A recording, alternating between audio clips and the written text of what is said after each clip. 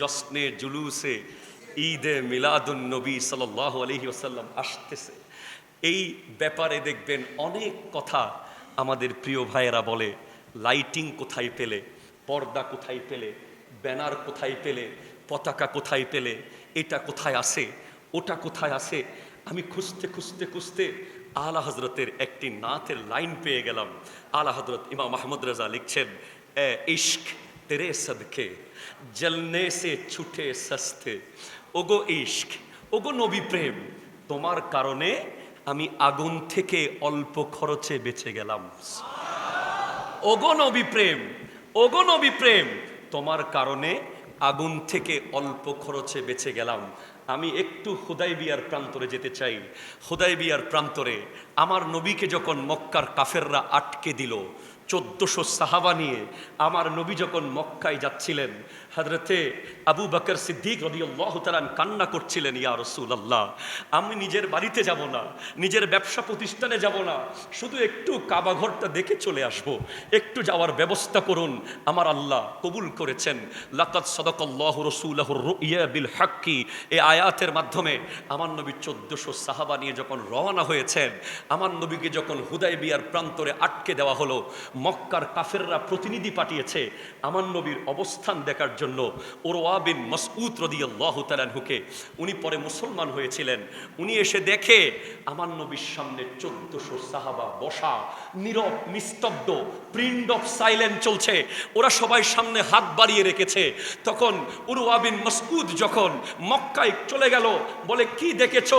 বলে খোদা কি কসম, আমি তোমাদের পক্ষ হয়ে কাইসারের দরবারে গিয়েছি, কিসরার দরবারে গিয়েছি, তবে মুহাম্মদ আরবি সাল্লাল্লাহু আলাইহি ওয়াসাল্লামের মতো এমন জাত আমি আর দেখি নাই। বলে মাত্র 6 বছর আগে এখান থেকে যে ইয়তীম মুহাম্মদ গিয়েছিল, তার এমন কি পরিবর্তন হয়ে গেছে। বলে আমি দেখলাম তার সামনে 1400 সাহাবা বসা, সবাই তার সামনে হাত দিয়ে রেখেছে। ইন তানাখামা নুখামাতান ইল্লা ওয়াকাত ফি কাফি রাজুলিন ফাদারাকা বিহা ওয়াজহাহু ওয়া জিলদাহু। উনি যখন মুখ থেকে থুতু মুবারক ফেলছেন, নাক থেকে শ্লেষা মুবারক ফেলছেন, উজু করে কুলি মুবারক ফেলছেন, 1400 সাহাবা যুদ্ধ করছিল কার আগে কে ওনার কুলির পানি নিয়ে নেবে, ওনার নাকের শ্লেষা নিয়ে নেবে, ওনার মুখের থুতু নিয়ে নেবে। শুধু নিচ্ছে না, বরং তারা মুখে মাখতেছে আর বুকে মাখতেছে। বলে নবীজি কি মানা করে নাই? না। নবীজি কি কোথাও বলেছে থুতু মাখতে? না।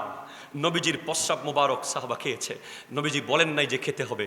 নবীজির ঘাম মুবারক উম্মে সুলাইম হযরত আনাস ইবনে মালিক রাদিয়াল্লাহু তাআলার আম্মা বোতল বন্দি করে নিয়েছিলেন। নবীজির প্রস্রাব মুবারক, রক্ত মুবারক খেয়েছে সাহাবা। নবীজি যেখানে পায়খানা মুবারক সেরে এসেছেন, সেখানে এক সাহাবা গিয়ে পিছে পিছে দূরে দাঁড়িয়ে আছে নবীজি চলে আসলে বরকত নেওয়ার জন্য। সে দেখে ওখানে কিছু পাথর পড়ে আছে, সে এখান থেকে পাথর যখন নেয়, ওই পাথর থেকে মেশক আম্বরের খুশবু বের হতে থাকে। মক্কার বড় বড় আজিমুশান আতর দেনেওয়ালারা হয়রান হয়ে গেছে, এমন খুশবু কোত্থেকে আসছে। বলে এটা নবীজির পায়খানা মুবারকের বরকত। আমি জশ্নে জুলুসে ঈদে মিলাদুন নবীর ব্যাপারে যারা প্রশ্ন তুলে, তাদেরকে আমরা আজকে এই জুমার মিম্বর থেকে বলতে চাই যে কিয়ামত পর্যন্ত টাইম দেব।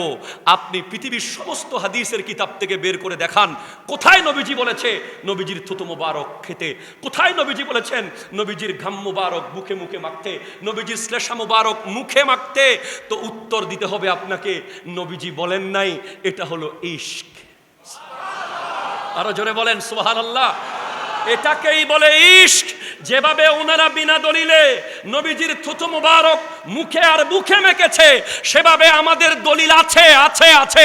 এরপরেও বিনা দলিলে আমরা জশ্নে জুলুসে ঈদে মিলাদুন নবী করে যাব, করতে থাকবো। হাত তুলে বলেন ঠিক কিনা?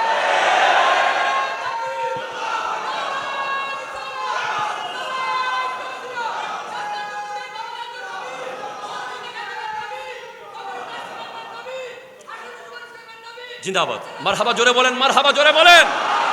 এটার উত্তর দিয়ে দিচ্ছেন ইশক। এ ইশক তেরে সদকে জলনে সে ছুটে সস্তে। ওগো ইশকে মুস্তাফা, আপনার কারণে আগুন থেকে অল্পতে বেঁচে গেলাম। অল্প খরচে বেঁচে গেলাম। অল্প খরচ মানে অল্প আমল, নবীর মোহাব্বত অন্তরে।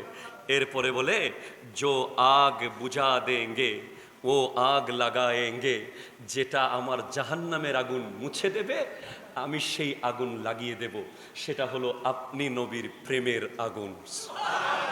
উনি মাত্র ৮ ঘন্টায় ১৮৬ পৃষ্ঠার কাছাকাছি আদ-দৌলতুল মাক্কিয়া বিল মাদ্দাতিল গায়বিয়া কিতাব এমনভাবে লিখেছেন ইলমে গায়েবের উপরে, গোটা আরবের আলেমরা অবাক হয়ে আশ্চর্য হয়ে গেছে এবং ওনাকে মানতে বাধ্য হয়েছে।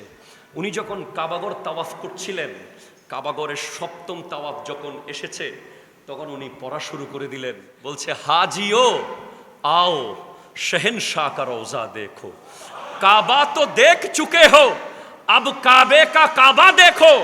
এই হাজিরা চলো যাবো শহনশাহ রওজা দেখতে যাব, কাবা তো দেখেছি এবার কাবার কাবা দেখতে যাব। এরপরে বলে জুমআ মক্কা তা ঈদ, মক্কা শরীফের শুক্রবার জুমার দিন আমাদের ঈদের দিন ছিল। মুজরিমো আও ইহা ঈদে দুশম্বা দেখো, ওগো গুনাহগাররা আমাদের জন্য তো এই শুক্রবারের জুমার দিন, আমরা তো গুনাহগার, আমাদের ঈদ নয়, এগুলো নেককারদের ঈদ, আমাদের গুনাহগারদের ঈদ হবে সোমবার আমার নবীর আগমনের দিন, চলো আগামী সোমবার মদিনাতে কাটাবো। এই কথা বলতে বলতে উনি এমন ওয়াজদের মধ্যে চলে গিয়েছেন, মনে হচ্ছে কাবা ঘর নিজে আওয়াজ করে বলছিল গौर से सुन तू रजा काबा से आती है सदा मेरे आंखों से मेरे प्यारे का रोजा देखो। যেন কাবা বলছে আহমদ রেজা তোমার চোখগুলো খুলে রেখে দাও জমিনে, আমি কাবার চোখ তোমার চোখে লাগাও, তারপর তুমি মদিনাতে যাও, তুমি নবীর রওজার দিকে তাকাবে, বরং নবীকে তুমি দেখতে পাবে, কারণ তোমার চেয়ে আমি কাবা আরো বড় আশিক। যখন মদিনা শরীফে গেলেন, হায় হায় হায়, যাওয়ার পরে উনি শপথ করলেন আমার নবী যদি জিন্দা দেখা না দেয় আমি কিছু খাবো না। আমার নবীকে জিন্দা আমি মানি, নবীজি আমাকে জিন্দা দেখা দিতে হবে।